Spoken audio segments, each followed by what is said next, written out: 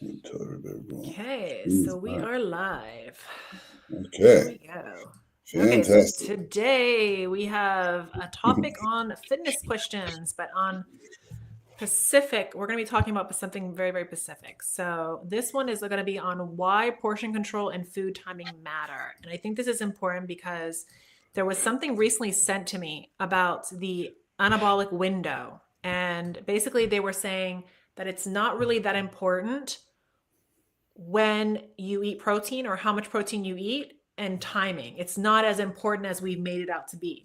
So I wanted to get your take on this because I know you're big on this and Mhm. you have several supplements that really encourage this, right after post workout. Okay, so yeah, this is a great topic. I like talking about it. So, it's really kind of like a play on words. Initially, there was this whole, anabolic window that everybody talked about that was in regards to protein. Mm-hmm. But you can eat protein at any point in your day, and it's not going to change really like the physiology of your body at all. Like your body's going to do what it's going to do. But if you eat carbs or you eat fats, your body goes through changes, right away because it has to figure out what's going to do. So it's kind of like a play on words. So it's like there's two parts to it. If you were to say I'm only going to have protein post workout because that's going to make me jacked, well then you'd be wrong, you know.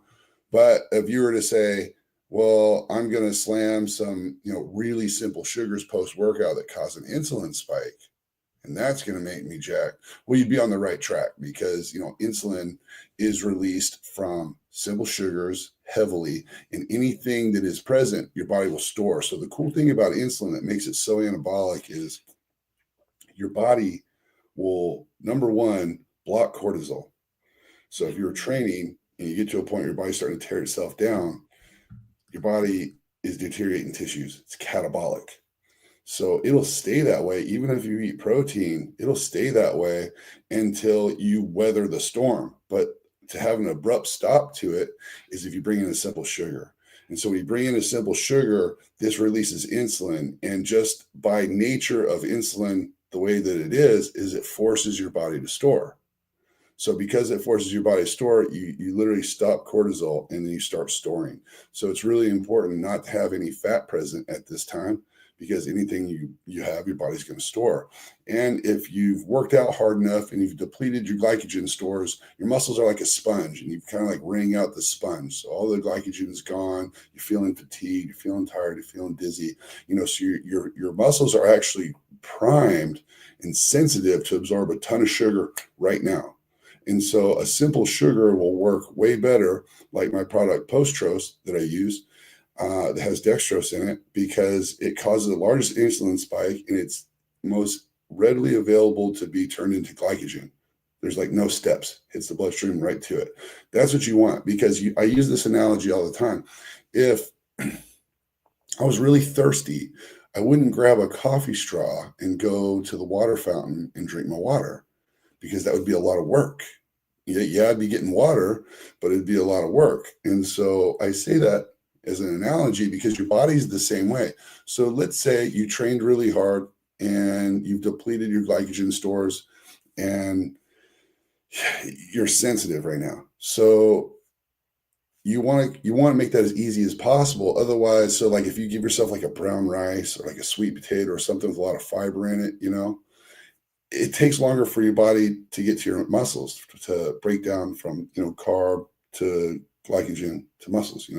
So you don't want that. So you want something very simple. So the simpler sugar actually works better. And I use my insulin medic so I can absorb even more sugar at that time. So like let's say, because what people worry about post workout with sugars is what people always work out with sugars. What's going to make me fat? Well, if your muscles need it, no, because then it's going to go right to your muscles. If you trained your chest really hard, your chest gets depleted first of that glycogen, so then that's where it would go first, right? But if you maybe had too much sugar, that's what the insulin mimetic is for, and so then you can handle more sugar because insulin mimetic will drop your blood sugar on its own. So, like when they say stuff like stop stressing about a perfect timing, if you're not getting enough high quality protein throughout the day, it doesn't matter. You think that's false. It Well, does matter. I think well, if we're talking about just protein, I think they're right. I mean, just get Okay. your when it comes to protein, because protein doesn't do like anything to your body because it's Okay. so necessary for function, recuperation, and so many things. Like you can eat protein and be hungry. How many times have you just ate protein and been starving? Yeah, Yeah. So exactly. so yeah, I would say you're right. You just want to get a certain number, but that's why the anabolic window is kind of like a play on words Mhm. because what you're really talking about is this time when you're sensitive to sugar, and bringing in sugar triggers insulin, which causes anabolism, and so this will make you very anabolic. So anything that's available to store will store, and so like all you want is carbs and protein. And so your body's going to try to store those things and work with those things instead of like having fat, which would your body would store fat. So that's why, like, when I was competing, they would tell me in the evening, like, never do like a protein shake, for instance, late in the evening, or anything that would spike the insulin. Like, keep Well, it see, pre and post only. that's a whole other topic. I'm glad you brought it up. There's been research that showed that protein shakes like whey protein do spike insulin on their own a little bit. But see, protein by itself like that, you know, it's not like eating like a steak or chicken or fish or something because that's not going to do that. That's not going to spike your insulin. So they'd be right. So this is another reason that a protein shake with a simple sugar is perfect post workout. So that's the only time I eat my protein all day long. It's the only time. Okay. Okay. Yeah. So, like, even with protein shakes, is there like a time that you would like, for instance, then when they were saying don't do it late at night, is that correct? Is that like you should Well, stick okay. I to? mean, you could say, I would just say, just know it could spike your insulin a little bit. You know Mm. what I mean? So Okay. then I So take a berberine, like I take a berberine. Well, I take a berberine with every single meal, 30 minutes before every single you meal. take that many a day? Every single time I eat. Yeah. Whoa. Should I not be doing that? Well, I usually I take two post workout and then I just kind Ah, of let it do its thing. But I don't know. okay. Do you see good results that way? It curbs my appetite. It curbs my Okay. appetite. It's the weirdest thing. I really don't feel hungry. So because I don't really feel hungry all day, I'm very good at staying on the portions, which I think was going to be like my next question. Because Mm, I think you mm, hear like, oh, it doesn't really matter portion size, but I do think it matters. I think how much you eat at each sitting, right, mm, does mm. matter. Yeah, yeah, all these things matter. All these things matter. I think it matters a little bit less now than it used to, but it still matters. And I just say that because I think people realize now that like they're like, oh, if it fits your macros, it's like, okay, well, if you're gonna eat Oreos for your carbs today, there's probably a better choice of carbs you could be eating than that. You know what I'm saying? And like, I guess that was the argument a long time ago. But yeah, portion sizes are a thing. People need to get in the habit of like knowing what they should be eating. A lot of people like, you eat really well, you make your meals, you portion your meals and whatnot. Do you use a scale? Yes, I do a scale, and when I'm like now I've kept things so basic and so simple for myself. Like I used to be a little bit more creative, but I've just been doing like ground turkey and jasmine rice, like for the middle of the portion of the day, right? Pre and post. And then Mhm. for breakfast, I'll do a little bit of fruit and eggs like I've always done. And then evening is like vegetables and protein. So whether it be like a big salad or something, but it's Mhm. always like vegetables and protein. It's a pretty solid diet. It's just I keep it simple and like there's nothing fun. Like I was doing some YouTubes the other day and I'm like, why even do a meal prep video? It's so basic. It's like, Yeah. Yeah. People ask me all the time, like, you should make a cookbook. I'm like, what the mm, fuck makes you think I have a bunch of just awesome recipes that I go through every week? I literally I make beef, chicken, rice. yeah, I keep it simple. That's I literally think all that's that like goes the in one meal. easiest hack to stay on track is just make it simple, make your life Yeah, because if simple. you make it difficult, you Hmm. know, I Yeah, mean, and I don't besides know. that, I'm cooking every like my husband is very picky. He likes something he will not eat leftovers. If it's a Mhm. day old, he will not eat it. So I have to make Really? things Oh, I like love fresh every single leftovers. time. So by the time I'm done cooking for him, the last thing I want to do is worry about cooking a second meal. So that's why my meal prep comes in. Yeah, I think life is easier with meal prep. Yeah. I think And it's the like, only way to stay on track. Like I've gone to the point now where if I eat out or try to do anything else, it just upsets my stomach. Like I have to stay on it.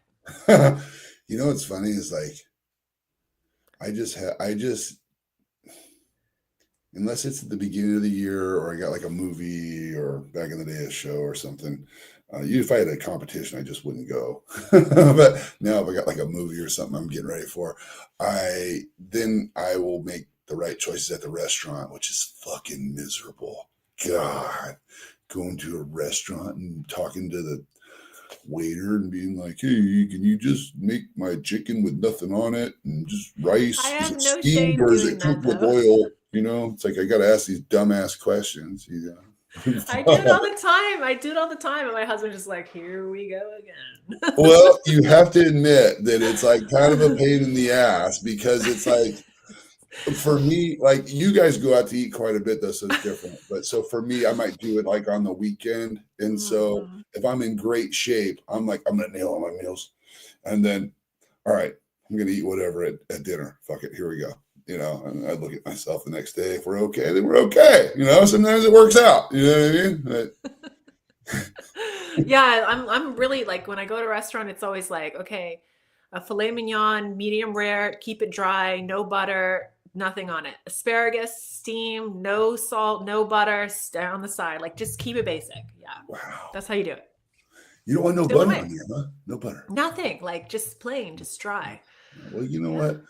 I mean, us guys are usually used to women being super picky at restaurants. So it's like not that. This is not that bizarre behavior. I always I like for the longest, my husband would be like, "Man, that's so annoying." But then, like, anytime I'm around other people that are into fitness, right? It's like everyday normal to them. So, Yes. and then That he didn't that get it is until like we were hanging out. We were in Spain. I think we were out with a bunch of the Olympians, and we were sitting there, and they were all ordering the same way like me. And he's like, "Oh, okay, I get it now.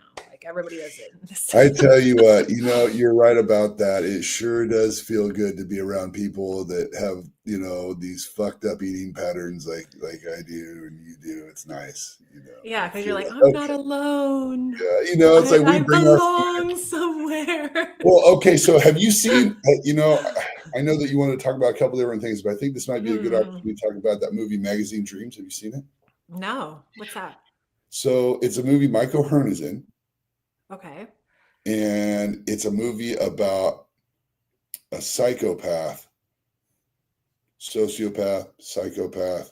that leans into bodybuilding after a bunch of childhood trauma, and he's got all these issues, and he becomes a bodybuilder, and then he's crazy. This is a crazy person, and he can't date any girls. Like he's not good with Uh, girls. He doesn't get laid. He doesn't have no fucking swagger. And they show him like, taking steroids and doing blow before his workouts. Like that's not a thing. Like when I seen that, I was like, guys, this what yeah, send sucks me, is text this. me. Text me the name of the movie. I'll check it out. Okay, I Sounds just want like to it. talk about it for a minute because the thing that I like about it is my boy Mike is in it, and then Jonathan Majors, the main actor, amazing performance. Holy shit, this dude has you convinced that he's a fucking weirdo. We're gonna see great things out of this guy to come. We're gonna get a lot of good movies out of this guy. So he's a real talent, That's and it was cool. a good movie, but it was weird. It was almost like watching a movie that made you feel shitty when it was over because it portrays this guy that's so nuts. But like, there's a scene in there, and that's why I brought this up. There's a scene in there where he's on a date with this girl, and he's like, "Yeah, hi." He's like, "Can I order just chicken on the side? Yeah, with nothing on it, no seasonings, nothing, no. And then can I order a side of rice, extra rice, and then vegetables, nothing on it, And then she's just looking at him like this is a first date, and she's like, wow. And he ordered like a lot of food, And she's like, wow, you can really eat. He's like, yeah, yeah. And then he starts talking about it, and the movie kind of takes a turn. It's a strange, weird movie. Yeah, It's done really Glenn well. is saying it was a good movie, though it was a bad representation of bodybuilders and Yes, competitors. and that's what I'm getting at. The only thing they nailed that was I felt spot on was like how he was with his food, though, and like that's the only part where I was like totally relating to that. I'm like, oh man, but the way that they overdid it with like, I mean, the guy can't get laid, so like, then like this. I think this is not what bodybuilding's about. Okay, I'll definitely check it out. This is I'll not this is not a fucking a great portrayal. Yeah, for real. Or I think it was somebody had said that online the other day. They're like bodybuilders are gay or something. They said something like that, because there's like, of course, they highlight all the worst examples of everything on social media these days. So, Well, I mean, most of the people that are making those comments, I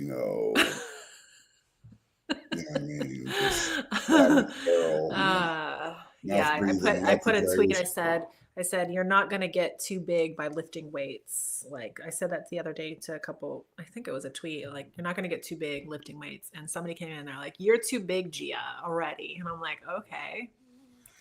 You're like, wow, thanks for that. You can tell you're just driving around. If only we could get big that easy. If only. Yeah, totally. That's the thing. Right? Like, I've worked my whole life training really hard to be where I am right now.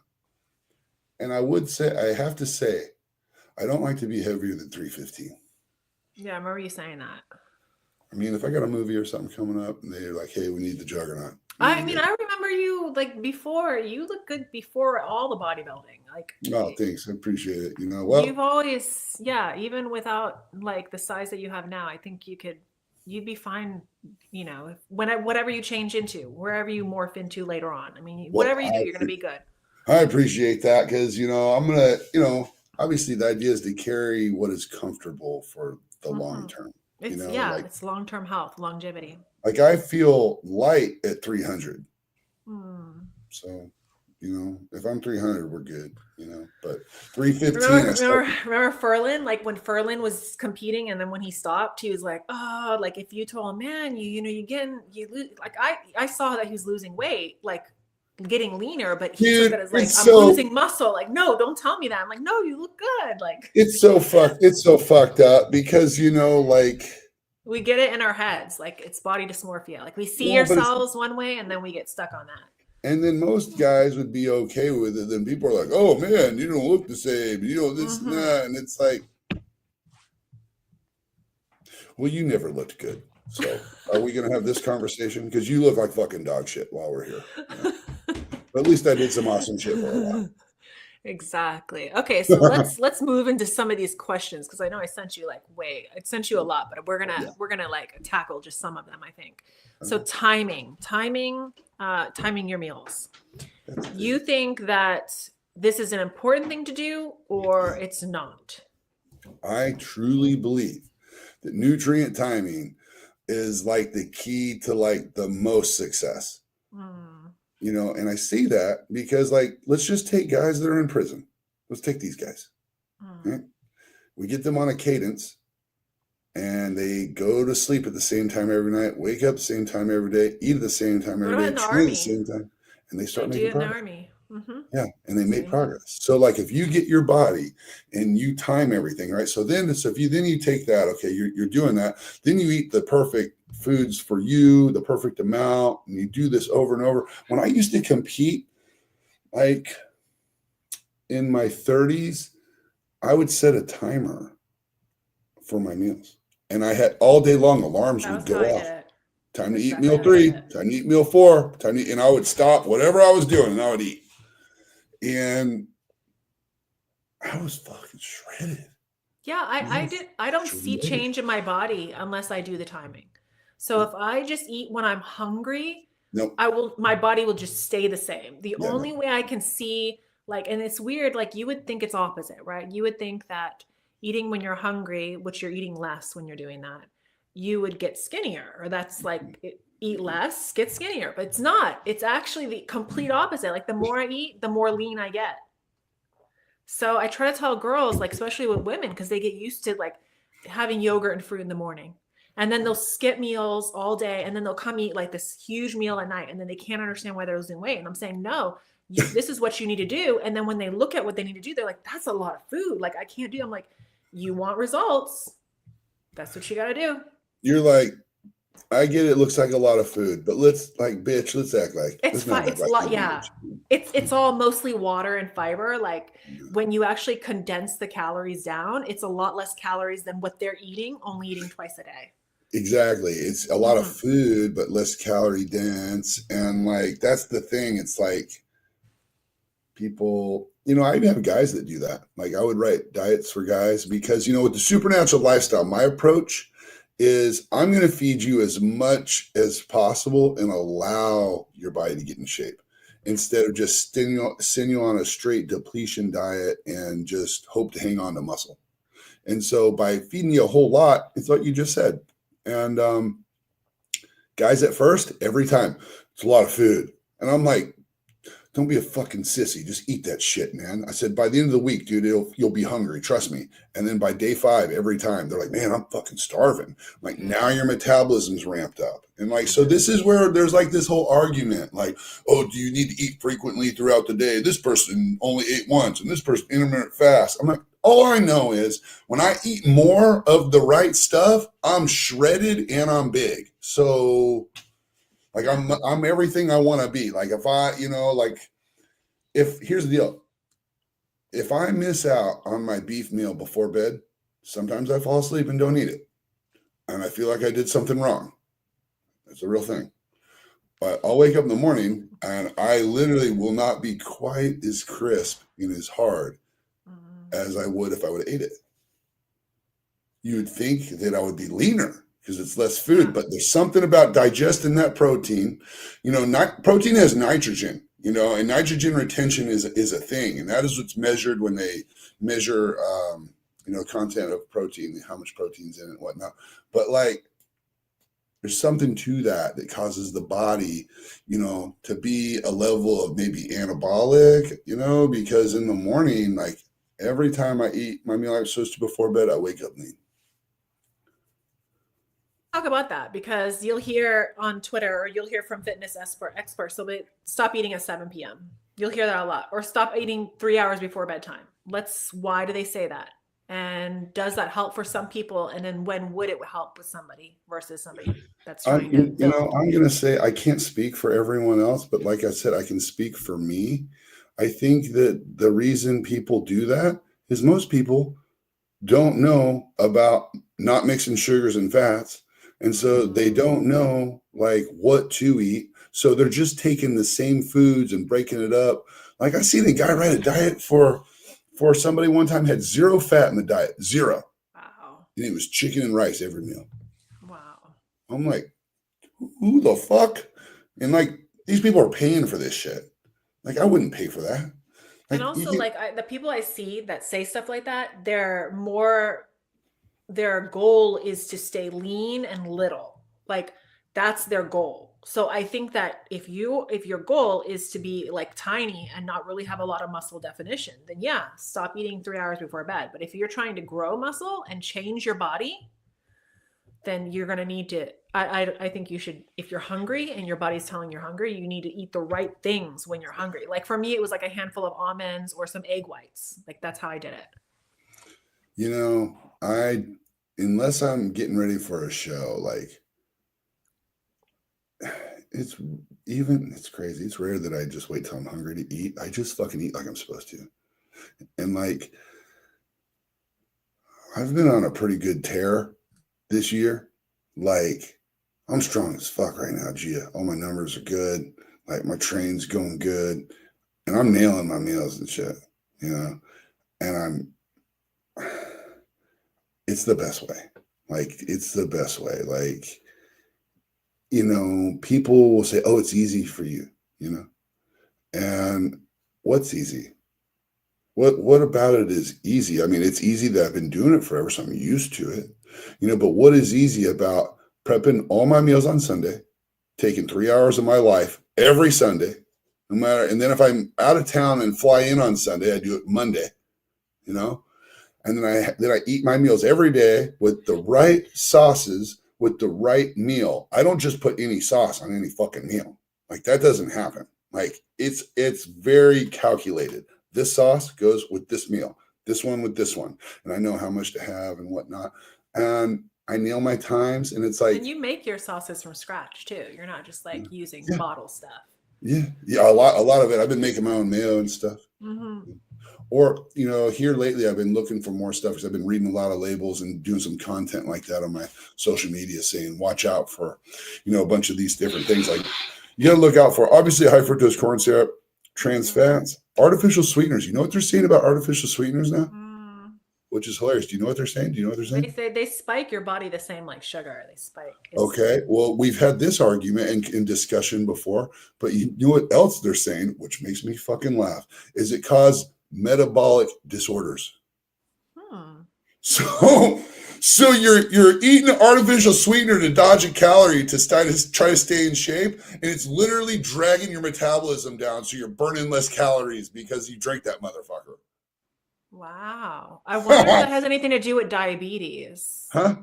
I wonder if it's linked to Of diabetes. course it If is. it I mean, can of be course, all linked that to. shit's linked. You know what I mean? But think about it, if your metabolism starts going slower and slower because you're doing all these artificial sweeteners. This is what they're saying now. Like, I know that this. Wow. I literally saw a thing. I've seen a couple posts and a couple articles on it, and I was thinking, I never liked artificial sweeteners. When I was a kid and I was working at GNC, I thought they were the savior to like my poor eating habits and eating choices, because I ate like dog shit when I first started, when I was in like my late teens, early 20s. Like, you know,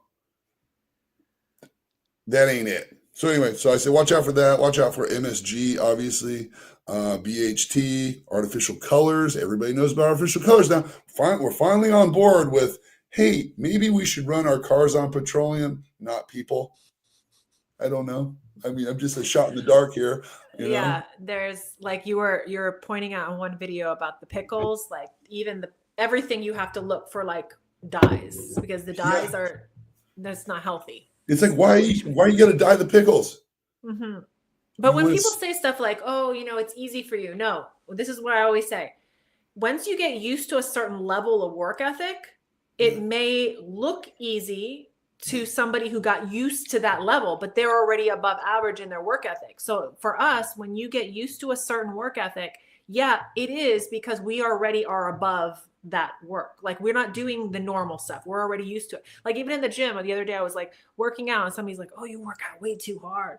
And I'm like, no, I don't. It's just that my work ethic is above average. And that means that even when I'm not on stage, I'll always be above average, because why? Our work ethic is above average. So I think you just have to kind of like make that your new norm. Yeah. And it'll be easy. So when people talk, you just got to say, like, don't be a fucking sissy. You're good with that. I have to be all nice because, If that's what's great about being a villain. You know what I'm saying? Guys get away with stuff like that. Like, I can't, I have to be a lady. I can't, Yeah, no, you do a great job. I'm not telling you what to do, but I'm saying this is what I do. Like you do a great job. You know what I mean? Like, and obviously I'm friendly to you, but sometimes guys just need to hear it. Like, shut the fuck up. Like, I think that's why men are much needed. They're much needed. That's why I like to go everywhere with my husband, because he can tell people that. yeah. It's funny because, like, I don't know. It's funny. Yeah, don't get me started. I think it was the other day he was on some how you get those telemarketer calls, like they call you and he's like, take my number off the list, and then she kept going. She's like, take my motherfucking beep off the list. And he hung up the phone. And I was like, wow. And he's like, no, I don't care. I state what I need. People don't do it, and then they don't. Be like, what are you supposed to do? And I'm like, oh. Yeah, because then after that we drop bombs and we're ready to fight. Okay, what's the next one? Let me see here. Oh, this is a good one. So what about the intermediate fasting? This is what I want to get into. What do you think about intermediate fasting? I know you don't do it, but like, what purpose would it have? Because there are some people that swear by it. Why is it their how does that work? They don't eat for the first part of the day? Most of them do the intermittent fasting throughout the night. So like they'll do like an 8-hour fast, and then they won't eat again till like noon. So they'll have, water or coffee, and then their first whole meal is around noon. That's how they do it. So they eat like once, or what? How does that work? What they eat? They'll eat in a window. So if their first solid meal is at noon, and then they'll have their meals, right? and then they'll stop eating by like 7 again. Do that, what? How many hours until noon the next day, and then do the same thing again. Okay, I know that I've heard people say, when I eat in the morning, I feel sluggish. It slows me down. Right. I'm like, how about try not mixing your sugars and fats, motherfucker? So that's how you like to go about it. Just know the right Yeah. portions and foods to pair. That's how you Yeah. handle it. Yeah. In the morning, I literally do the same thing every fucking day. Every day, except for the days I don't work out. So the days I work out, I wake up, I start off with egg whites in the blender. Then I throw fruit in there, lots of fruit. I'm eating on a daily basis, I'm eating 6 to 8 pieces of fruit a day. So I'll do 2 bananas, a bunch of blueberries, strawberries, raspberries, all kind of shit. Throw that all in there. Boom. Couple carrots, boom, carrots in there. Celery, if I got celery, maybe a little spinach. I get my veggies in for the day because I don't eat veggies anymore. I only eat them right here. This is it. And then I'll throw a little greens powder. I got these greens powder now. I got greens and reds. You do some broccoli, right? You do broccoli in your Not meals anymore. sometimes. I'm over it. I'm over it. It just one day, it started not sitting well with me at some point, and I've turned away from it. And so now it's just 1 in the morning. I get all my stuff, and then I blend that shit, and I throw a little oatmeal, dry oatmeal. And I know people are like, "Oh, oatmeal." I'm like, "Whatever, dude. I fucking like it, dude. Like, I like it. Like, say what you want, People always have something to say, Oh, it's so like, bad. what was the video the other day? The video I sent you about how protein powder is like garbage, and that they say stuff like that, right? And I'm laughing. I'm like, okay, it's amino acids. So regardless of how they found the amino acid or marketed it, it's still amino acids. It's still going to help you build. Now, On top of that, it's actually it's a natural process making cheese. You take milk and cream and you churn it. I've seen it done with my bare eyeballs before. You churn and churn and churn and churn, and then it separates. Boom. You got solid cheese, and then you got liquid behind. Like, what makes you think that's bad? Yeah, I just think that people don't really have they move to extremes, right? So like when you hear don't drink coffee, don't do seed oils, don't do gluten, like you hear, and I'm like, no, it's not that all of this stuff is bad. It's that you guys can't control yourself with it. Like you're eating it at the wrong times, or you're over consuming the stuff, or you're not looking at the ingredients in the food. If you're more careful with stuff, then you can have little bits of stuff. I have coffee, but I have a glass in the morning. I'm not drinking it throughout the day. Dude, I think coffee's fucking good for you. All the studies I've read always point back to it's the most antioxidant filled beverage, food, anything you're going to have in your day is a fresh coffee. Now, when you put all the shit in there, it's not coffee anymore. Correct. It's like a sugar fix or whatever the fuck you're going through. But I have black coffee every morning, and I've been doing this since I was in my early 20s. And I swear to you, it helps like with my respiratory and all kind of stuff.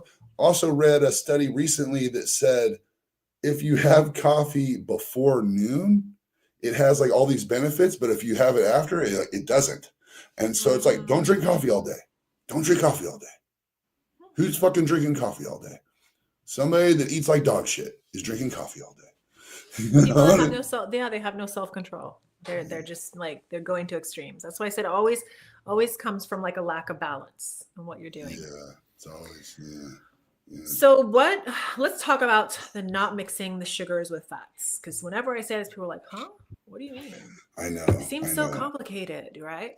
So like what foods would you combine? Give me 3 meals that you could say to, not your meals, because I'm talking about like the average person. What would you, like, I know I tell them, for instance, poke bowl, if you're going for a poke bowl, okay, and you're putting avocado in with the rice and in with all these mayo dressings and eel sauce, which is sugar, and sriracha. Now you've mixed your fats with your sugars. Okay. Fucking A. You nailed it. Right. Yes. Don't do that. The poke bowl by itself would be fine. So if you just took the tuna and the rice, and then maybe you had a sriracha, like some vegetables, and maybe you had a sriracha sauce. Maybe it has a little bit of sugar, but guess what? The rice is going to convert to sugar. So you'd want to stay away from the avocado and the mayo.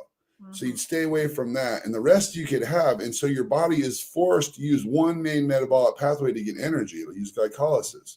Now, when this happens, you got to realize that like there's the way you strengthen both metabolic pathways is eating less carbs will make you more sensitive to carbs. But eating more fat by itself will help your body learn to oxidize fat more efficiently. So by separating your meals, these sugars and fats, you're ramping up both main metabolic pathways. Every time I get somebody on my program and I teach them this, a couple of things happen. Number one, they always eat about 200 to 300 calories more than whatever they were doing before. And then they start losing weight, they start losing inches, but also their cravings go away. Like their cravings go away because, all right, proteins, fats, and carbs, that's what we're supposed to eat. There's not some other magic fucking macronutrient out there. Like that is it. Proteins, fats, and carbs.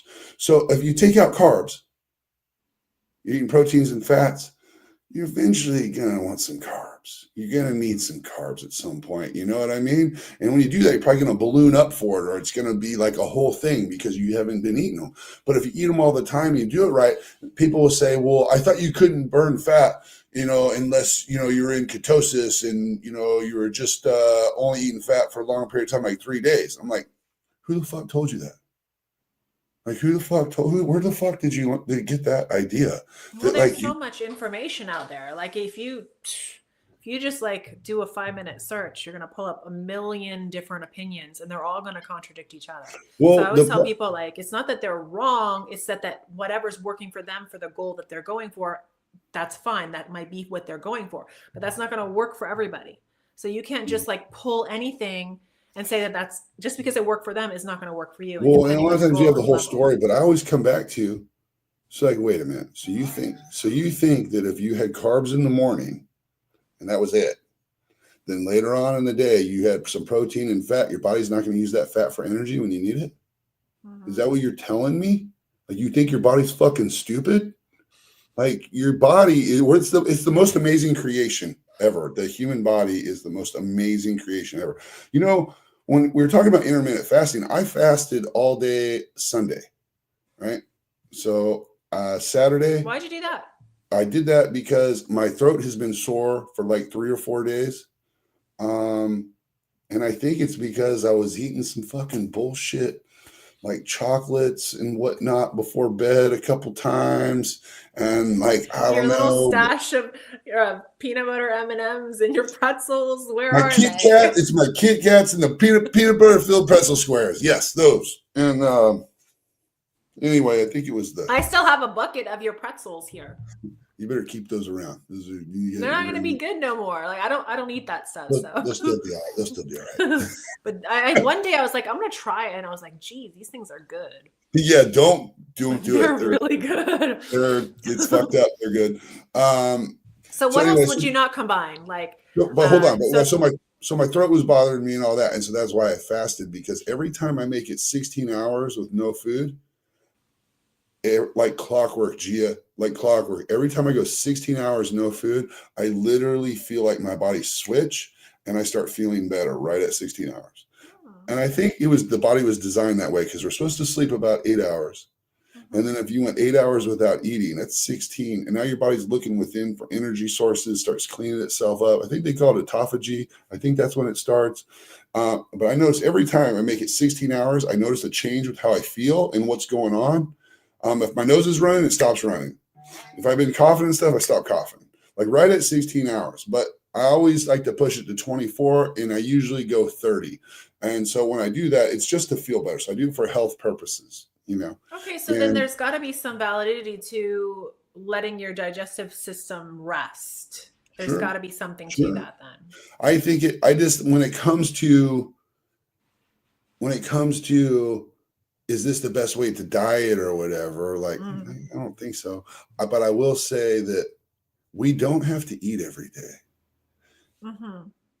As a performance athlete, like I go to the gym and I perform. I lift heavy ass weights and go hard. And I only train for a very short period of time. A lot of people don't understand that Dorian Yates trained an hour a day, 4 days a week. And he was number one in the world for 6 years. People don't realize when you go to the gym, they're just most of them wasting their fucking time. They ain't doing anything. If you're doing it right and ripping the muscle, all the work is at home. And you're tired, and like I've seen the calluses on your hands. I've seen how hard you lift and how hard you go. You don't get calluses on your hands because you want them there. You force that shit and from training hard.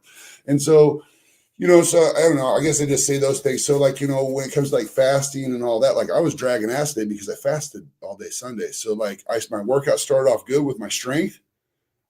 And then I was fucking done. I just wasn't strong today. This is the first day, I had my camera guy, my boy Snyder, filming me. And I was like, I don't have it. I just don't have it. And I couldn't figure out why. And then it clicked. I'm like, oh, yeah, it's because my glycogen stores are so far depleted, So then what did I have post-workout? Obviously, I have my post-tros, with my cleaner way. So I have simple sugar. I only had 50 grams of sugar. And I say only because when you drink simple sugars post-workout after a tough workout and you're depleted, if it doesn't taste sweet, you need more sugar. But if you drink it, it tastes really sweet, you don't need all that sugar. So like I'm drinking it and I couldn't even taste the sugar. And I was like, man, I should have did 75 grams of sugar today. I should have did 75. And now I know next time that I do a fast, because I tend to do about once a month is where it lands, about once a month on a Sunday. Instead of having my cheat meal and going all out, I eat nothing. I do it about once a month. That's kind of my. But now I know that I need more. It's not like you can go and do it with gummy bears, or like you see like powerlifters, like they'll throw like. Well, here's the deal, So when I travel and I can't get dextrose, there's like Harborough gummies I think are made with dextrose sugar. It's not quite as good as my product as a powder because body starts to break down those gums and get through it, and there's fucking artificial colors in there that I don't and like. Not just artificial colors. It's like, that candy is like really bad for you. Yeah, it is. Yeah, it is. It is really, it is. But if you were to tell me post-workout, if you could have one thing, what are you going to have? I'm going to say sugar. Because I have to replenish these glycogen stores. I gotta keep everything in here. Otherwise, I flatten out. My little babies.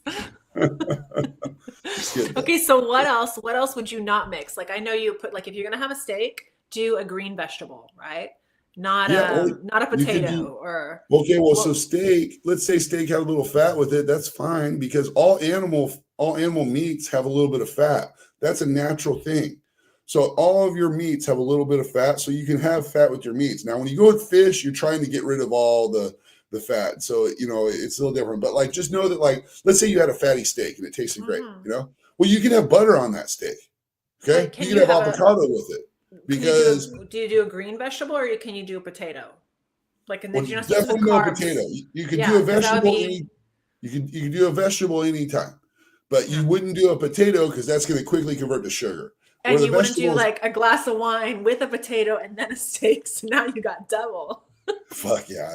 You get sugar, and that's what people are doing all the time. If you're gonna to them, that's healthy. Yeah, I know. If you're gonna, here's the thing. To their defense, have you been to Italy? Not yet. I'm going this year. This year. Well, you're going to notice when you're there, everybody over there drinks wine with every fucking meal, eats a lot of bread, a lot of pasta, a lot of cheese. They smoke fucking cigarettes. And these people are healthy. Starting to find out that actually nicotine is really good for you. I'm finding all these shit. Nicotine is a nutrient, not a chemical. Yeah, but when you smoke it, it's.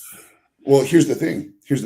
Marijuana, THC has a lot of benefits. So does CBD, but marijuana is even when you smoke it. It's the smoking part that ruins. It's the. Sure. Part of that is not good to smoke it. I'm not saying to you, but they're learning nicotine patches. You get nicotine in you. This guy, I was watching this. Man, what's the guy's name? I wish we had a video I could pull up. He's curing all kind of shit with that. He's curing all kind of nicotine. There's been all these studies. You realize that people tell us that nicotine is addictive, apparently. Right. It is though. And apparently it's not. I mean, it's literally found in nightshade vegetables. So it's in cucumbers. Yeah, tell that to a smoker trying to quit and tell them it's not addictive because they have a hard time quitting. No, I will. And I'll tell them it's not the nicotine. It's the 198 other chemicals that the tobacco industry's allowed them to put in there to make you addicted to tobacco. 198 chemicals. They have 198 chemicals in a cigarette if they want. And they use something called pyrazines. These pyrazines, chemically addictive. That is what's in there. So if you were to just go for nicotine and like chew like real tobacco, which is what like the Indians did back in the day and whatnot, it's better for your body. Like it beats all these different cancers, all these different things. Like it's turning autism around. Nicotine's turning autism around.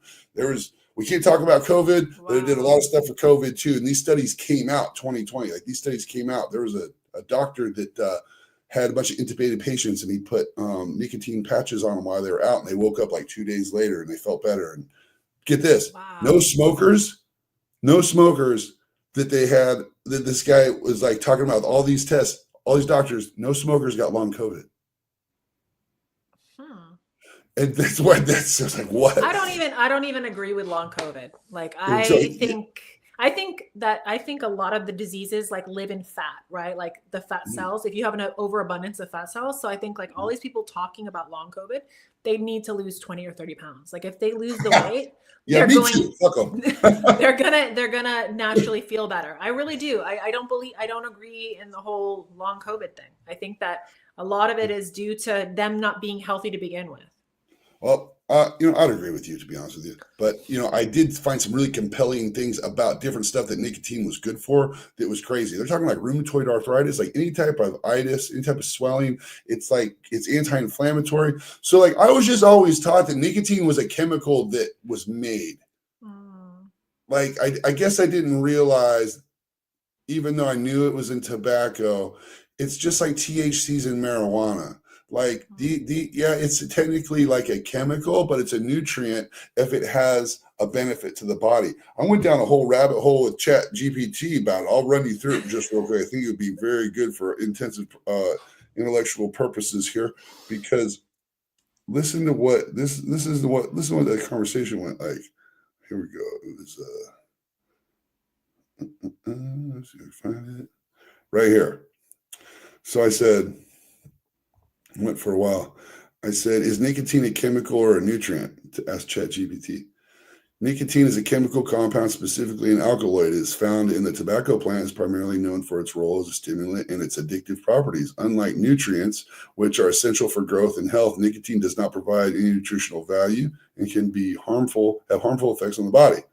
I said, are you sure about that? So I said, yeah. Yes, nicotine is indeed classified as a chemical rather than a nutrient. It acts as a stimulant in the body, is known for its addictive qualities, particularly in the context of tobacco use. While it can have certain effects on the brain and the body, does not serve any essential nutritional function or benefit. I said, but it's found in nightshade vegetables. You're correct that nicotine is present in small amounts in certain nightshade vegetables, such as tomatoes, potatoes, and eggplant. However, these concentrations of nicotine in these vegetables is significantly lower than what is found in tobacco. While these vegetables belong to the same family, the Solanaceae, as the tobacco, the levels of nicotine that contain are not enough to produce the same effects associated with tobacco use. Therefore, nicotine is still primarily recognized as a chemical rather than a nutrient, especially given its addictive properties, health, associated tobacco, blah, blah. I said, but now you have to admit it is a nutrient, no? While nicotine is found in some foods. Okay, let's not go down this. I'm just bringing this up because this is what I'm getting at. Because then what I ended up with, I said, it said whatever, you got to hear this. I'm almost done. This is great. It says, you're going to have smokers listening to us going, yeah, I can. I'm not telling you to smoke cigarettes. I knew. But I am telling you that there is a reason why people in Europe that smoke like regular cigarettes that aren't loaded with chemicals. I like living to 100 or whatever. And drink wine and eat cheese and all that. There's something to nicotine, and it's like, it's a thing. And it's just like any plant that grows out of the ground, God created and has a benefit, and we like it. There's a reason why we like it, because on some level it's doing something for our bodies, But I got all our brains or our neurotransmitters, because that's really what you have to think about. Like, what is it stimulating there? Because then I said, but it has been proven to reduce inflammation, heal myocarditis, and symptoms of autism. I said that to chat here. Research has indicated that nicotine may have some neuroprotective effects and potential therapeutic benefits in certain conditions, such as reducing inflammation, possibly alleviating symptoms. Now it's starting to say all the things that I was saying. So I said, so where does it say nicotine is addictive? You know? And then it said nicotine is widely recognized as an addictive substance, and this is classified supported by extensive research in the fields of medicine, blah, blah, blah, blah, you know? You see, that's why you cannot take one study and go off of that. That's why I tell people you cannot take one study or one article and go, this is facts. No, it's not. In order to actually find facts, you would have to go read, 10 different ones from different sources and then know who the author is, know who wrote it. Cause a lot of times that's Yeah, swayed, yeah, because who's funding the test? Exactly. Because science has proven that like the results will depend on who is funding the test. Like, Exactly. It's always follow the money, follow the money. And so I just ran you through that a little bit, because here's the thing. We're going to depend more and more on these AI technologies. And, I remember when I was a kid and I would watch like Star Trek and, and stuff. And they'd be like, computer, where is this planet? And, and they'd ask all this information. You'd tell them. That's what we're doing here. The problem is, if this thing has the wrong information, it could lie to you and tell you in a way you're going to believe it. It already is. That's already what's happening online. And so we are headed, like, that's where we're going. I said AI is going to take over so many jobs, so many people. It's going to change everything. So I think in order for you to thrive in what's about to happen, you have to kind of be on top of the trends. So like, for instance, like I do real estate, right? So the other day I said it to my husband. I said, when we purchase real estate, I have to make sure now, like, these homes have AI compatibility, or like they're going to come with a robot, like if you're going to be a landlord, if you're going to get into property management, however, you need to be thinking where we are 10 years to be on top of it, like know already ahead of time. And I think like entrepreneurs, self-funded entrepreneurs, and people who are in like management positions that have to be hands-on, those are the people that are going to be okay. They're going to be the innovators, the people who are not going to be replaceable. It's the people who can not be present, don't need to have a face or a name, that are going to be replaced. Those are the people who are going to be easily replaceable. It's going to be a lot of lazy people getting replaced first off, though. People like you and me that are out there trying to add value, that are hard workers, have built habits, like that's why I said relationships in real life, this is stuff that you should be doing now, because if you're not doing it now, if you're isolating yourself, it's going to be a hard future. Very hard. I saw recently they have like this dog looking horse that you can ride that's a robot. It, like, instead of like a motorcycle, it runs like a horse, but it's like a little bit bigger than a dog, and it shows it going up and down terrain and shit. I'm not gonna lie, like, it looks pretty cool and I'd like to check it out, but at the same time it's fucking terrifying, because as soon as you put a camera and a gun on that thing, dude, like, nobody's safe. Yeah. As soon as you put a camera and a gun on it, you're like, oh shit, this thing's gonna shoot me. Yeah. It's like, it's wild to think that we're war, anything to do with war, like all these things are going to they're going to start replacing people. Yeah, I think that most of the big wars were just all designed by banks to make sure that they either made more money or they were cover-ups for other things. I mean, there's a lot of truth to that. There's a lot of like laundering and whatnot, right? Yeah, I think that, and like there's always like a scheme to make money, but like recently I've been looking into our history, and things just aren't adding up. Like, oh yeah, you said that you're on like the reading of the history, like Bible. I just think that we've been lied to about our timeline, because when you look at these huge government buildings that we have in all the different states in America, they were all founded 1800s or early 1900. They weren't built, they were founded, and they were founded at a time when we were supposed to have like horse and buggy and shit. Where the fuck did we have the technology to make these things? And then now we're finding out that below these buildings, there's all these caverns, tunnels, roads, all kinds of shit that have been covered with mud. And everybody's calling it the mud flood, right? I just think it's from the flood that the Bible talks about, because there's 20, like, I don't know, I'm just throwing a number. There's like 20 different cultures out there talking about a flood, you know? And so I think the flood was real, but I don't think it was as long ago as everybody thinks it was. Yeah, I I mean, just how do say they that really even record time? Like, I how that's what, it, you know, like, yeah. how old are these buildings? How do we know? Like, there's like a building in India that's like made out of one solid piece of rock, like a whole, it's like almost like a city. It's all made out of one rock. Like somebody etched it with a laser. You know, like if we keep going, I'm gonna talk about like giants and all kinds of We're gonna go like really off.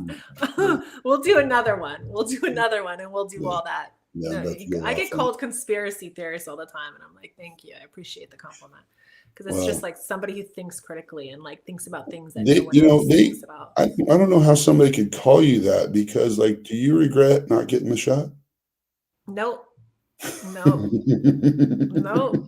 And it's funny because I got in, I could tell you so many stories. Like I Of was on the course. plane and I was eating a salad and they're like, you have to put the mask. And I'm like, I'm eating. How are you going to wear a mask? They're like, no, you put it up and then you put it down to take a bite and you put, and I said, I'm not going to do that. So then the guy's like, I'm going to tell you how this is going to go. You're either going to listen to me or I'm going to put you on the do not fly list. Did it? I said, okay, sorry. I guess you're going to have to do what you have to do, but I'm going to finish my salad and then I'll put the mask up. So he went and he got on the mic and he's like, some of you are still not listening to the mandates. Good for you. Good for you, sis. Good for you. That's like, And then like I remember doing like I went into this shop one time and they had, you know how they were like using all those plexiglasses to separate people, and I was trying to order something and they're like, ma'am, we're not going to serve you until you wear a mask. And I'm like, but you have a whole plastic, like I don't understand. They're like, that's the law. It's the law that you have to wear. I said, those were not it's not laws. the law because there's no such thing as a law. It's just that this is policy for your stores. So if you would, are you the owner? And they're like, no, we're just, I said, so I would need to hear from the owner that that's the only way that I could order food. And so then this lady behind me, she had all the designer masks on, like, you know, the sparkle, and her kids had the, so He's loving it. she's like, bitch, just wear on the mask. That was some strange times. So I said, okay, so I just want to let you know that you have designer masks on and none of that shields you from anything. So it's not really doing you anything. And I said, I don't really like the way I'm being treated here, so I'm going to leave and I'll take my business somewhere else. And I left. And then the kids and her, they went out in the parking lot and they start telling anybody coming in, look, that's her. She doesn't want to wear a mask.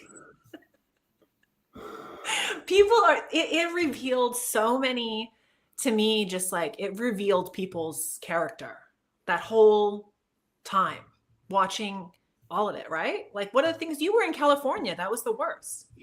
That's why I moved out of California. Yeah. You know? I remember you calling me and you were like, I can't was so believe pissed. this. You were so mad. I was mad. I wanted you to be mad with me. Yeah, and I'm like, and I told you, I'm like, I'm not gonna know. And you're like, Yeah. you have to go online and you have to talk. And I'm like, I'm not gonna do that though. Yeah. It's so good. You know, it's funny when I look back because I learned a whole lot. Number one, I learned a lot about myself. Like, I know that I'm the kind of person, like, you can't push me. Yeah. Like, that's, you can't, like, I know that. So the other thing is, like, you know, I'm willing to forgive, you know, and move on, but I'll never forget. And like, but I'm definitely willing to forgive, you know, but we move on and you remember and just, you know, be smart, you know, and it's wild that we have all this science, and it's honestly what turned me on to like looking at research studies more, like who did them, you know, who's paying for them, not just the study itself. Because here's the thing, when it comes to, we're talking about fitness, we're talking about eating, we're talking about all these things.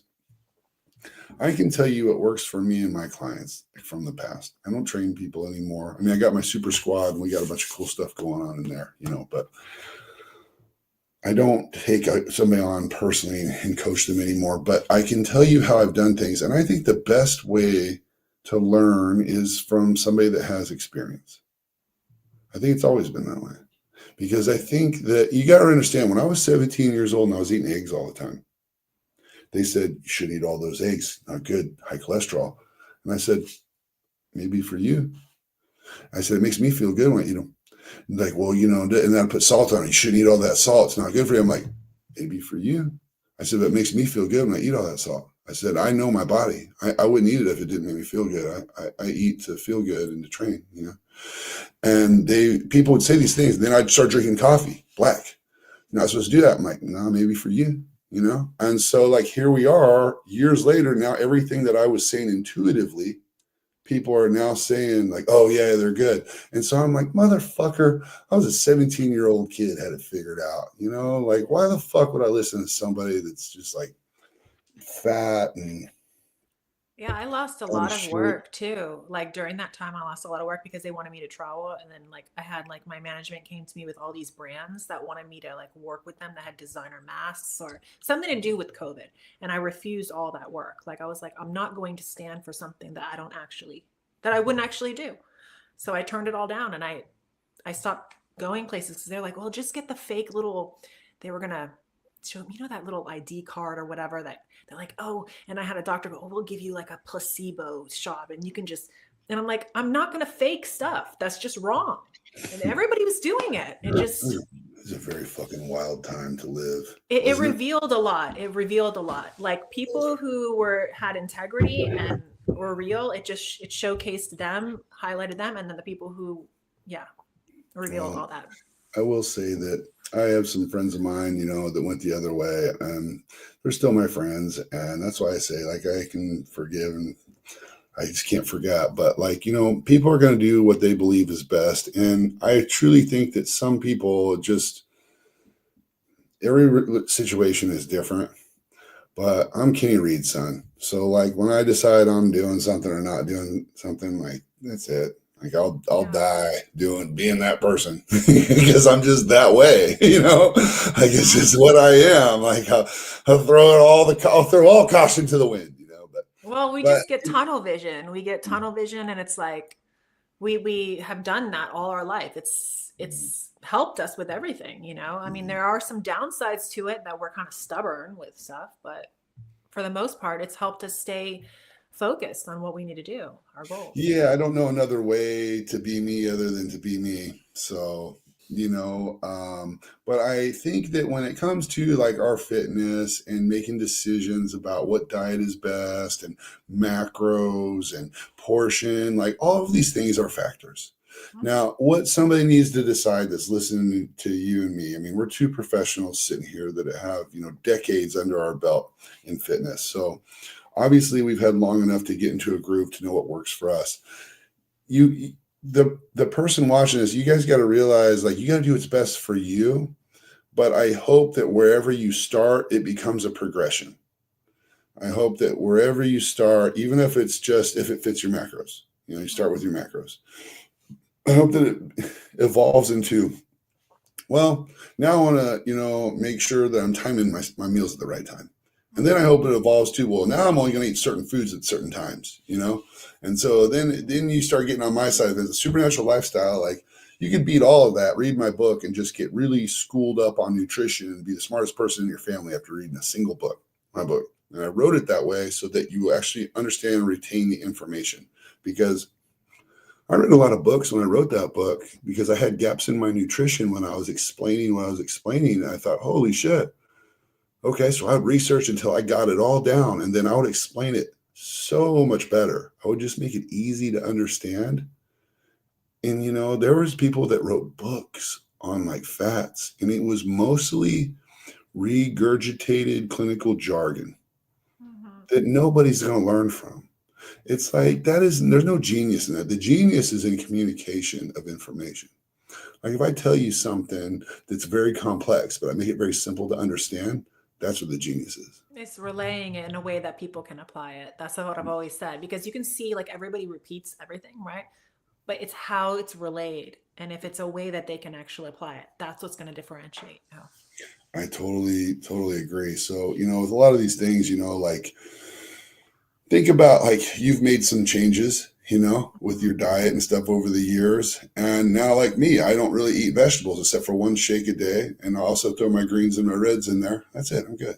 That's it. I stopped eating so many vegetables because unless they're coming from a farm, you could be like hurting yourself eating the vegetables in the grocery stores because now there's actually like so much chemicals in those Mm-hmm. vegetables. You could be giving yourself cancer to eat vegetables. So that's why I stopped. Mm-hmm. And I think like if I were to give one piece of advice to anybody watching this right now, like if they want to get healthy, I would say one, get your book and then cut out all processed foods. Like that would be my main thing I would tell anybody. Just start doing those two things and you're going to start seeing change. Yeah, I think that's a big reason too why I stopped eating all the vegetables is because they just Mm. started not agreeing with me, and I started feeling like there was something on them Mm-hmm. that was the problem. There Because sometimes is. my mouth I'd feel like something tangy from like Mm-hmm. broccoli. I'm like, Have you ever cut an iceberg lettuce down the center and watch it, and it will like white milky stuff will come out of it. Like just yeah, I'm telling you, like GM, like all these foods, they're the water even that's going on them has chemicals. It's coming from sewers, coming from the cows that are I mean, fed chemicals. I think I think I have this right. I believe that Monsanto is the same company that makes Roundup and everything, the Mm. glyphosate. They're the same company that made Agent Orange back in the day, Mm. which was poison, bio poison to kill people. I believe that's the same company, you know. Like That's Bayer's been crazy. around forever. Bayer used to do some other bullshit. They're a German company, I'm pretty sure. Now they do aspirin. But what's funny is when you take like, Somebody's asking a question. They said processed is too vague. So when I mean processed foods, like anything that has not come from the ground, like a farmer. That's what I mean. Anything that doesn't come from if it can sit on a shelf, it literally has been like processed in any way, just don't touch it. That's how I look at it. I always say anything you can hunt or gather in nature. Mm-hmm. But it's not that. Like Pop Tarts aren't growing out of the ground. Don't eat Right. that shit. Like I Potato chips understand aren't even growing out of the rice, ground. like rice, okay, rice is has been somewhat gone through a factory, but like I'm talking about things that looking like actually read the ingredient list, right? If it has anything you can't understand or you can't read, like just Yeah. stay away from it. Yeah, like here's the things to stay away from. I made a list earlier, but in case you didn't hear, like gums, any gums, guar gums, bean Mm, gums, whatever gums, those things are going to like hurt your stomach, right? Because they mm, gum up your stomach. They make it the foods thicker. Sorbitol, it's like a sugar alcohol, but that mm, causes stomach issues. Carrageenan, same kind of situation. Potassium bromate. I did a video on this. It mm. went crazy viral talking about this pizza guy that may start making his own pizza because here in the States we use potassium bromate. This is an illegal substance in Europe. Mm. It's been illegal since like the 90s or something, maybe longer. And we use it in everything over here. Yeah, Artificial colors, yeah, BHT, all MSG, artificial colors. yeah, artificial sweeteners like trans fats. Trans fats should be fucking illegal. Trans Mm, fats. The trans fats are is they take like a vegetable oil. So they'll take like a rapeseed oil or something like that, and then they put it in this big container and they add hydrogen to it. Heat and add hydrogen. So by adding hydrogen, so the way fat works, it's like this tree branch, and there's all these like carbon chains, and at the end of every like little carbon chain, there's a spot for hydrogen. Okay, now with polyunsaturated fats, which is like plant fats, there's a lot of places that don't have hydrogen. Okay, so it's like almost like a barren tree branch. Well, saturated fat has hydrogen everywhere there's a location for it. That's why it's saturated. That's why I call it saturated fat, because it's saturated with hydrogen. And so to the naked eye, you can see it, and it's viscous. It's very thick, and so you can see, saturated fat. It's always like, fat from like a steak or like chicken or whatever. That's saturated fat. Well, they're mimicking that with a vegetable oil. So they're taking a cheap vegetable oil like rapeseed oil and then heating it up and putting this hydrogen into it. And then it adds hydrogen to it, right? Artificially. And when they do this artificially, it makes the oil so strong that they could cook fries with it over and over and over and over and over again, and the oil won't deteriorate, so they can keep using it. Well, guess what? If like, you know, 300 degrees or 400 degrees in the fryer isn't going to tear this oil down, your body's not going to be able to. It's almost like a molecule or two away from being plastic. So that's why the fried food is so bad It's too. one of the Now, like reasons. people think it's just because of fat. It's not. Dude, It's it's like, literally linked to strokes and heart mhm, attacks, like strokes, heart attacks, diabetes, insulin mhm. resistance. It lowers testosterone, like everything bad. The trans fat is the one fat. When people say good fats, bad fats, never eat a trans fat. Like Mhm. it's partially hydrogenated. So if anything says partially Even hydrogenated, don't. even the extra virgin oil, like you have to really be careful when you're buying extra virgin olive oil. Like you have to look at, I say read the ingredients, because even those now you can go into like wherever, purchase what you think is extra virgin oil and it's mixed. It has mixed oils in it. Yeah. It's not pure. Well, I saw a guy talk about for all of the millions of gallons of olive oil that they sell around the world, Mhm. there's like not enough olive trees for that. So Yeah. like, what is it? So what is it? Yeah. Even nuts. I tell people like the other day, Joe came home with this big thing of nuts and I'm like, babe, read it. Read that. He's like, no, it's natural. I'm like, no, it's roasted in oils, hydrogenated oils. Like you have to constantly like try to help people understand that you can't go by the packaging, what you see. You have to actually look in the back, read the ingredients. And even then they don't tell you all of it. Well, there's tricky shit too that you got to read. So if you read something that says like natural flavors, it doesn't mean that this is the natural flavor of the substance. It means that flavors from natural foods have been pulled out and put into this. So yeah, technically it's natural because it's not a chemical, it's not synthetic, but it's a little bit of a play on words because you don't really know where it comes from, right? So Mm-hmm. then there's like concentrates. Well, if it says anything concentrate, what's in there? Yes. Now, the only thing that's not like that is whey protein concentrate, because that's like a different thing. Because whey protein concentrate is what you get from the milk to cheese process.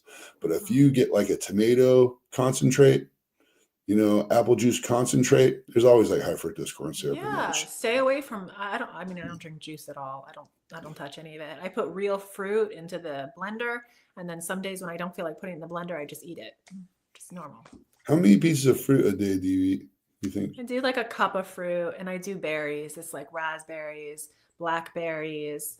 Maybe You I'll look, do I like pineapple to me, and I will get in, maybe you'll agree or not. Think to me pineapple is like a far vast superior fruit because it has an enzyme that will actually help your blood. And so you won't bruise and it you won't it has also it works with inflammation. So let's say you're having like neck problems, shoulder problems, eat pineapple. It'll actually help you. there's a lot of benefits with pineapple and pineapple juice. Mm-hmm. Also, it has bromelain in there, and bromelain is a digestive enzyme, which I think is funny because if you go to a Brazilian steakhouse, I'll eat like 3 pounds of meat. And I'm like, my stomach's like, oh, and then they bring out the pineapple and it like tastes so good because not only does it taste good, it's also helping me digest everything. Right. Isn't that Yeah. crazy? And it's like, Yeah. that's a thing. And it's a thing because it's like peanut butter and jelly. Some things just go together really well. Like beans and rice. Did you know with like beans and rice, if you eat them together, you get a complete Mm. protein profile, Right. amino Yeah. acid profile? Yeah. It's funny how and these things have been around forever, and that's why, like, which I Food is think definitely next, medicine. Oh, yeah, did you know passion fruit? One passion fruit, which I keep these in my house. I go to the Oriental market. Just one is like you cannot replace the vitamin C in one passion fruit, even if you were to have a full serving of like a supplement vitamin C, like a pill form. really, It's one of the best things for you. hmm, they're good It's too. yeah. Passion fruits are good too. There's like so many pluses with having real passion fruit. There's pluses with eating fruit, period. You know what's crazy is like people are trying to demonize vegetables and everything, and this in plants are bad, and there's all these chemicals. And I understand their logic, what they're saying, but like, explain herbs then, because there's herbs out there that are really good for you. You know what I They're mean? like better than a drug that you get from a Yeah, doctor. yeah. And so I'm The like, that's a plant. eucalyptus. Is the herb not considered a plant? Like that's good Hmm. for you. Like if you go to like I was in Scotland and I milk thistle, grabbed it with my own bare hands, and that stuff's good for your liver. You know, there's like saw palmetto. It's great for your prostate. I tell people, like I tell girls, like don't waste your money on all this expensive beauty stuff. If you have baking soda in your house, an aloe vera plant, and vitamin E capsulate, that's all you need. One is an exfoliate and a disinfectant, and the other like heals, any type of anything you have going on, acne, uh, fine lines, dark spots, and then vitamin E is an under eye cream that is like it will heal basically anything that you have going on. I mean, if you say it, I'll listen to you. That's your lane, sis. Right? Like, that's your lane. That's like, But you don't need to, yeah, if you just know, like just focus on what each food, the benefits of it, then find the sources that come from natural places that are not, with insecticides. Yeah, pesticides. There you go. Yeah, Yeah, I get frustrated because we try so hard to eat well and be healthy. It just would be nice if there was actual regulations that looked out for us, but there's not any at all. Like you go to other countries, it becomes apparent really quickly. Like I can kind of eat whatever I want when I'm in Europe. Costa Rica. I'm headed down to Costa Rica. I'll be there this month, the end of the month. You can eat whatever you want over there and you will feel energized. You'll want to walk everywhere. You'll feel great. The meat tastes nothing like here. The chicken and beef, it's like night and day. You don't need anything, like nothing to season it. I'm telling you, the food in America, there's a reason why they don't allow that stuff over there. They will not Oh allow any yeah, of the imports. Our wheat. No other country wants our wheat. Yeah. Our flour. Yeah. Man, Costa Rica. That's on the list. Me and my boy Snyder is supposed to be going. You should When are you come. going? When are you going? The 20th through the 26th.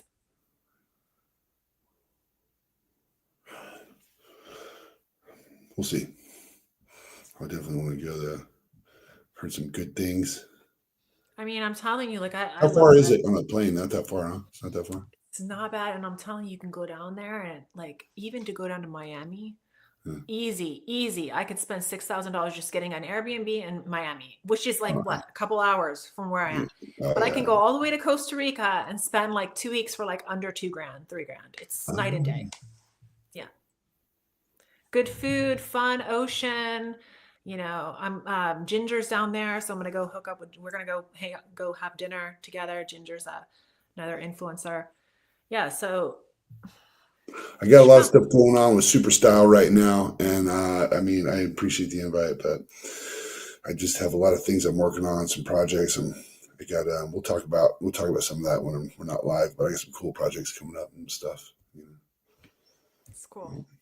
All right, well, that's it, guys. I appreciate you listening. I hope that you learned something from this. And again, we're going to keep doing this every Monday at 7 p.m. Eastern Standard Time. And if you guys have suggestions on what you want to hear or questions, make sure you put them down below into this this post. And go follow Aaron here on Twitter, guys. Let me see. Is there a way to put create... Let's see. Tell me your Twitter. It's my name, Aaron W. Reed.